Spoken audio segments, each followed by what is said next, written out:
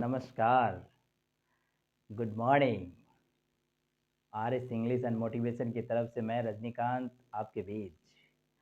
आज मैं प्रॉब्लम्स के बारे में बात करूंगा आपके साथ। समस्याएं किसके पास नहीं है, ये समझेंगे, क्योंकि लोग आज अपने प्रॉब्लम में ही सारा दिन ज़्यादातर समय कटा दे रहे हैं। तो आपका जो प्रॉब्लम्स है और किसके पास है या नहीं है, उसी के बारे में आज चर्चा करेंगे। एक बहुत ही प्यारे घर में बहुत ही प्यारा फैमिली रहा करता था। उसमें हस्बैंड वाइफ थे, बाल बच्चे थे। तो कुछ दिन से सज्जन पुरुष का उसका हस्बैंड डिप्रेशन में था, बड़ा ही टेंशन में रहा करता था, समस्याओं से जूझ रहा था।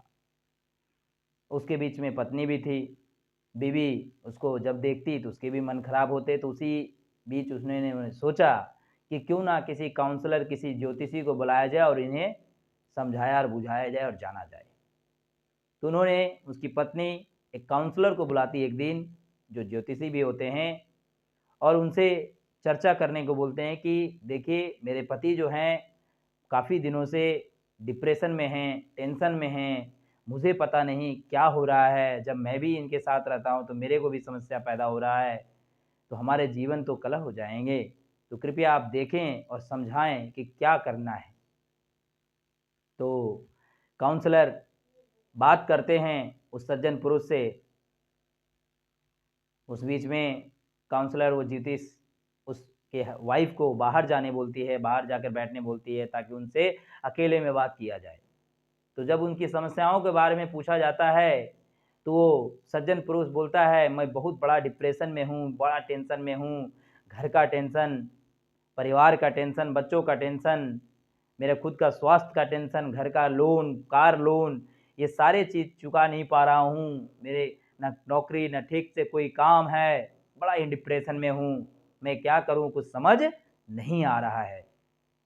लोग तो मुझे तोप समझते हैं, लेकिन मेरे पास तो कारतूस इतना भी तो सामान नहीं है। वो सारा अपना जीवनी खोल कर रख देता है उस काउंसलर के सामने। तब ये सारी बातें सुनकर काउंसलर उन्हें बोलते हैं कि ठीक है, ये बताओ कि तुम किस स्कूल में पढ़ाई किए। तो झट से वो अपना स्कूल का नाम बता देते हैं। फिर ये बोलते हैं काउंसलर कि तुम्हें ये स्कूल जाना पड़ेंगे। पूछा क्यों भाई? बोले कि तुम जा कर के अपने स्कूल के रजिस्टर को लाना होगा, या उसको कॉपी करके लाना होगा, क्योंकि तुम जिस समय पढ़ाई किए उस समय कितने ऐसे और भी लड़के लड़कियां होंगे जिस समय पढ़ाई किए होंगे, और आज वे कहाँ कहाँ हैं, उसकी जानकारी लेंगे। तो इसलिए तुमसे रिक्वेस्ट है कि तुम जाकर के स्कूल में शिक्षकों से रिक्वेस्ट करके, अनुनय विनय करके उस रजिस्टर के कॉपियां को लाओ और यहाँ पर समझेंगे। तो वो जाते हैं स्कूल। जाने के बाद रिक्वेस्ट मोड में बात करके उनसे पूरे 120 के लिस्ट में नाम को लिख कर आते हैं, जिसको वे जानते थे।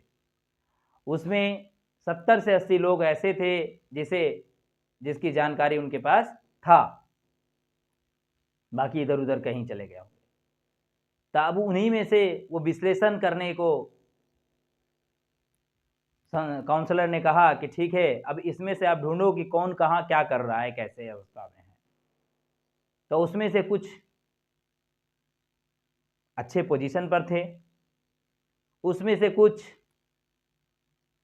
बेवड़ा के जैसा इधर उधर घूर रहे थे, उसमें से कुछ बीमार पड़ गए थे, उसमें से कुछ विधुर या विधवा हो चुके थे, उसमें से कुछ एक दो शादियां कर दिए थे, तलाश भी हो चुका था, उसके बाद भी तीसरे के फिराक में था, उसमें से कुछ दिहाड़ी मजदूरी कर रहे थे, उसमें से कुछ, उसमें किसी का बेटा नालायक निकल गया है, बहुत ही समस्या पैदा कर रहा है, परेशान कर रहा है।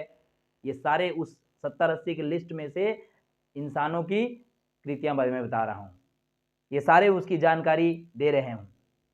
उसमें से कुछ ऐसे दोस्त बंधु थे जो कई बीमारियों से ग्रस्त थे, किसी के डायबिटीज़, किसी को शुगर, किसी को कैंसर, किसी को लंबे अरसे से कोई काम नहीं मिल रहा है, कोई गंजेड़ी, कोई दारू पीने वाला, सबका अपना अपना एक समस्या दिखा। ये चीज़ वो सारे चीज़ काउंसलर को आ करके बताए, जान के समझ के। ये सब जब बातें बताए तब पूछे कि अब बताइए आपको क्या समस्या है, आप डिप्रेशन में क्यों हैं। उस समय ये सज्जन पुरुष नतमस्तक हो जाता है और बोलता है कि नहीं, ऐसी तो बात नहीं है, मेरी आंखें आपने खोल दी कि समस्याएं किसके पास नहीं है, सबके पास है दोस्त। किसी के पास कम है तो किसी के पास ज्यादा, किसी के पास आज है तो किसी के पास कल होगा। समस्याएं हर किसी के पास है। तो काउंसलर ने उस सज्जन पुरुष को बोला, तो आप बताइए, आपका अच्छी परिवार है, आप दोनों हस्बैंड वाइफ है, आपके बच्चे हैं, आपका इतना सुंदर महल है, आपकी गाड़ी घोड़ा सब चीज़ है, काम भी करते हैं कम बेसी, तो किस बात का रोना। और बाकी आपने इस 70-80 लिस्ट में से जैसे दोस्त बंधुओं के बारे में आपने बताया, क्या आपसे सबसे बदतर स्थिति में है या नहीं। तब जाकर के वो सज्जन पुरुष बोला कि हाँ, दुनिया में वैसे दुख तो बहुत है, हमारा दुख तो बहुत कम है। आपने फिल्म तो देखा ही है, स्वर्ग फिल्म देख लीजिएगा। दुनिया में दुख बहुत है, बस हमारा दुख कम है, ऐसा ही मानना होगा। कभी भी अपने आप से कंप्लेन ना करें, इससे भगवान को भी चोट पहुंचती है, बेइज्जती होती है।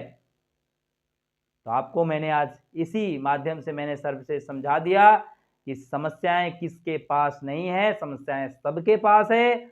बस आपको अगर कंपेयर कर रहे हैं तो कंपेयर करके देखिए कि आप किस अवस्था में हैं और भी आपके संगी साथी किस अवस्था में हैं, क्या आप उससे बेहतर में हैं तो बहुत अच्छा, और बेहतर नहीं है तो बेहतर करने का तरीका को अपनाएं, सोचे समझे, तब जाकर के आपकी समस्याएं खत्म होगी जड़ से। बाकी आप देखिए, मैंने लिखा है कि पैसों से मिली खुशी कुछ समय के लिए साथ रहती है, लेकिन अपनों से मिली खुशी जीवन भर साथ रहती है। बात सही है कि नहीं। आप किसी को भाड़ा पर, किसी बहन भाई चाचा चाची किसी को हायर कर सकते, दोस्त ला सकते, वो पल भर के लिए खुशी देगी, लेकिन जो अपना है, जो अपनों से खुशी मिलती है, वो परमानेंट होता है। क्योंकि आप तो गाना सुने ही हैं, अपने तो अपने ही होते हैं। तो इसलिए मैं जाते जाते आपको बोलूँगा, आप अपना ख्याल रखिएगा। वीडियो को लाइक, सब्सक्राइब, कमेंट और शेयर करना ना भूलें। फिर मिलेंगे आपके साथ अगले वीडियो में। जय हिंद।